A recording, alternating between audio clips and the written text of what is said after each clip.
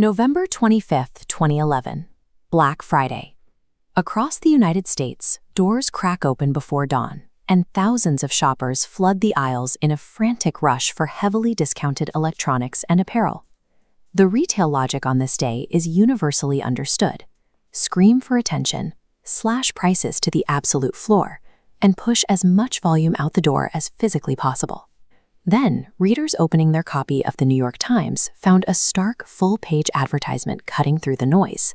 It displayed a simple photograph of a fleece jacket. Above it, printed in large, uncompromising letters, were 4 words: "Don't buy this jacket." A major apparel company had used the most lucrative shopping day of the year to explicitly instruct consumers to walk away. They spent a significant portion of their advertising budget to actively discourage a transaction. This refusal to sell triggered a massive surge in sustained growth, defying the established rules of retail by prioritizing a singular environmental value over seasonal volume. The explanation for that advertisement begins with Yvon Chouinard. He was a climber and a blacksmith. He was a man who viewed commerce primarily as a vehicle to fund his time in the mountains. In the mid-20th century, Chouinard supported himself by hand-forging his own climbing equipment. He worked out of the trunk of his car, shaping raw steel with a portable coal forge and an anvil to sell specialized gear to his peers on the California coast. His customers were a tight-knit community engaged in a high-stakes sport. They spent their days ascending sheer rock crevices, trusting their lives to the structural integrity of the metal pitons Chouinard hammered out by hand. By the early 1970s, Chouinard realized his most popular steel pitons were irreparably damaging the mountain faces he loved. The repeated heavy hammering required to use them was cracking the granite, leaving permanent scars in the rock. He made the immediate choice to discontinue the production of those pitons at the height of their success. He intentionally ended his primary source of revenue to protect the physical environment. This decision defined the company's trajectory. Decades before becoming a global brand, Patagonia established a record of sacrificing its own profits to defend its principles. The small print of the 2011 ad contained an itemized admission of the environmental damage required to produce their best-selling R2 fleece.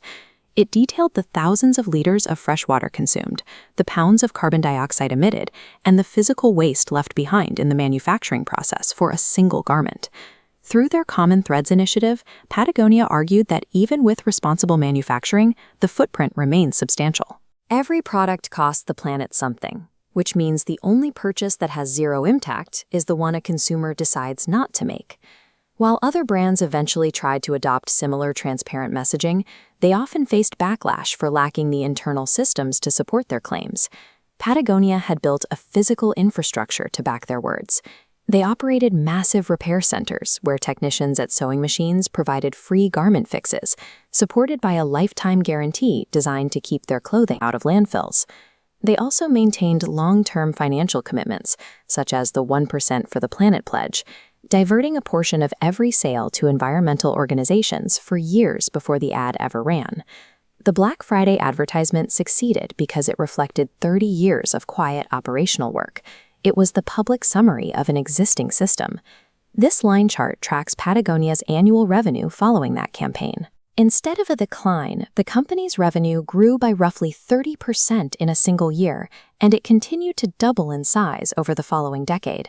By explicitly refusing to manipulate their audience, Patagonia earned a rare level of brand trust.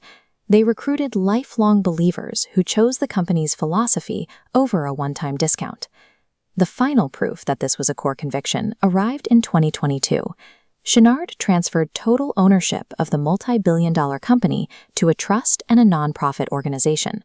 The new structure ensures that all profits not reinvested in the business are used to fund the fight against climate change.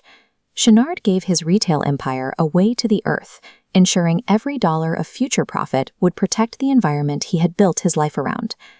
These events leave behind a clear set of operational lessons.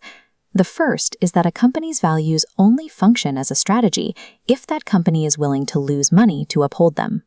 Second, in a market where every brand claims to be doing good, honesty serves as a powerful differentiator. Publishing your own environmental damage is a tactic that competitors find nearly impossible to replicate. Third, the operational work must precede the public message. The ad was the reveal of 30 years of effort, not a promise of a future change. Finally, the most effective message a company can deliver is often the one that demands a real sacrifice from the brand itself. Anyone can be loud on Black Friday. Almost nobody will tell you to keep your money.